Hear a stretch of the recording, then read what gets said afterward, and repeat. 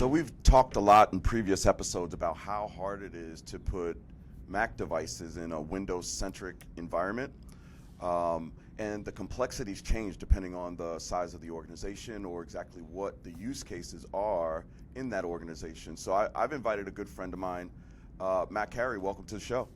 Hey Kevin, thanks for having me. Matt runs our MVP support team. So Matt, tell us a little bit about how you started at SHI, when you started, and kind of, the difference between a greenfield environment and what might be an old traditional Windows environment.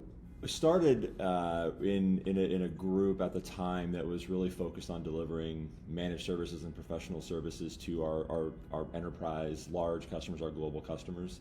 I think what we've seen over that transition is not only customer-wise from the organizations we're supporting, but the type of users or the type of resources on my team have asked and looked at how they support customers differently, and a lot of that comes down to the device they use. So Windows versus Mac versus some of the other devices out there. So it's been interesting.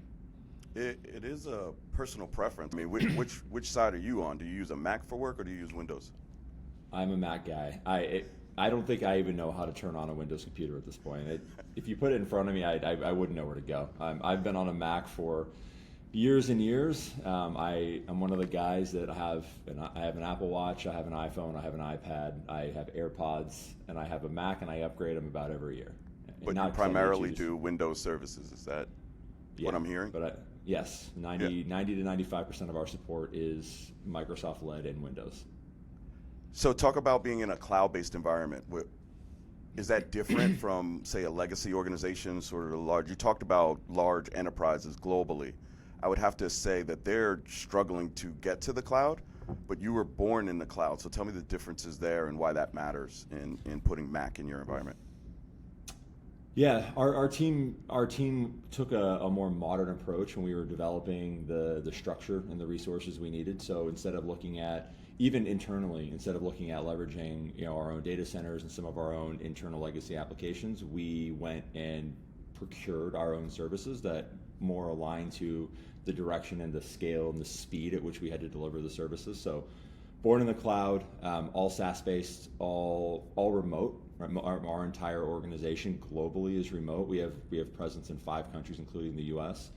So for us, it was really about delivering the best experience for our team, so that way we can support our customers better. But we don't care about the traditional complexities of large global organizations. We don't have to worry about complex networks. We don't have to worry about accessing legacy Windows-based applications.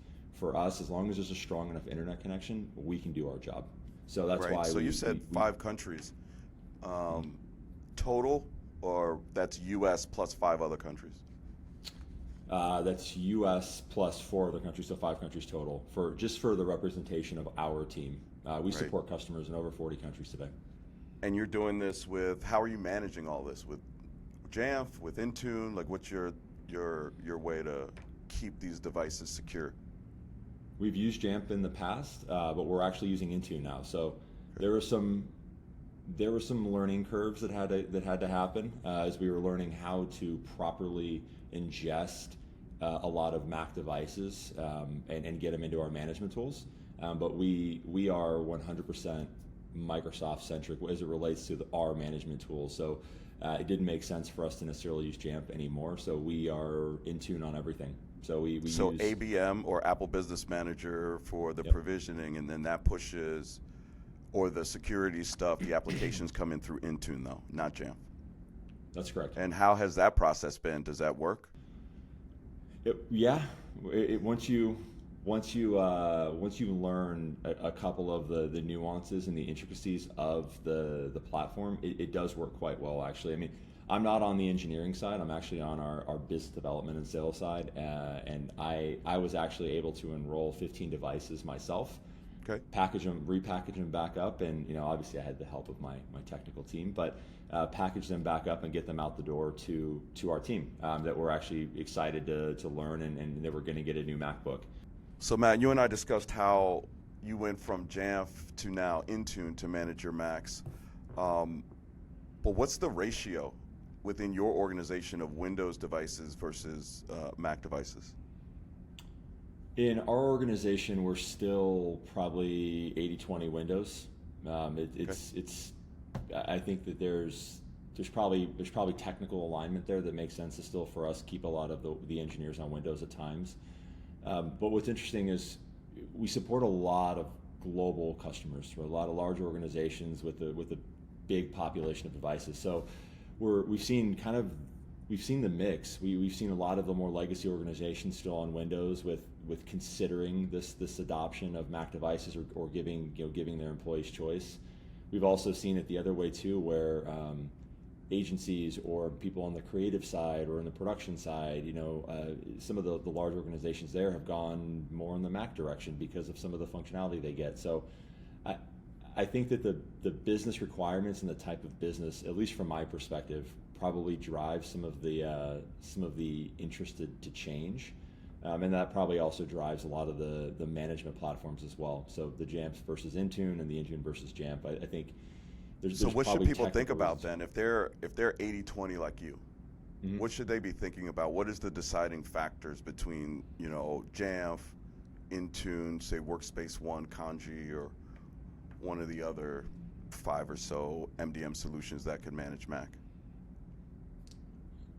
For us at least, and I think for the organizations we're talking about, I don't think it's a small undertaking for anybody I think you need to be really, really honest with yourself and with your organization to determine cost, bandwidth, migration strategies, capabilities of actually making a move. Usually I hear cost is the deciding factor, by the way. Jamf is X, Intune is Y, Yeah. so CFOs are making the decisions, not the CTOs or the IT directors. Is that what you're seeing? Yeah, I mean, I think cost for anything net new is challenging, but I think we also have to look at cost versus value. And if you already have licensing that gives you access to Intune, it's already included in your Microsoft Enterprise licensing. So I think a lot of that, when we talk about cost, there's a lot of that decision also being made. So we need to stop, or at least for the organizations we're working with, there's a goal to obviously reduce operating costs, but also to stop paying twice for applications or services that people are using. So I think when we consolidate cloud services, that's a big component. Yeah, one of my colleagues call it tech sediment, right? Where you buy something and you never sunset it. You just buy the next tool and you layer it on top. Right. You're one of these hybrids. The reasons why I invited you is because you're in between the technical engineering piece and the executives. You're able to talk tech, but then understand the business objectives of the C-suite. So how is it different for the different use cases within your organization? Engineering with Macs versus, say, the CEO or the COO? Yeah, so some of our engineers still have a requirement to have Windows PCs for the type of work they have to do for whatever it is. So a lot of them will have preference will be Mac because of the interoperability and the usability. We all on our team also use like the basic functionality of Mac, iMessage and things like that to communicate more effectively. It's really unique and it's really helpful. We can text each other as a tool like another email. When we start to talk about our C-suite and our executive layer, that's where things actually probably got the most challenging. So when you have people set in their ways, you have sometimes the C-suite is a little bit older, right? They're not so much on the cutting edge. The training element was a little different. Trying to get that adoption and walking some of the executives through how to log in, how to look at your file structure differently. A lot of the stuff that if you have worked on a Mac for a long time, it just comes very easy, but your hotkeys are different. Everything is different about the Mac OS. That's so interesting. I think a lot of people think it's the technology itself, but it's really the training, it's the communication plan. It's like, where's my start button, quote unquote, right? Yeah. And how long did that take to kind of get people up to speed? Is that still in process? Still in process. Yeah. I still get a call. Because I'm a big proponent of pushing the Mac devices to most of the organization. I think it's from a management perspective, they're easier to manage. I think they break less, and so it's helpful for our team. They last longer. Yeah, I choose to replace mine all the time because I like the bells and the whistles, but you don't need to.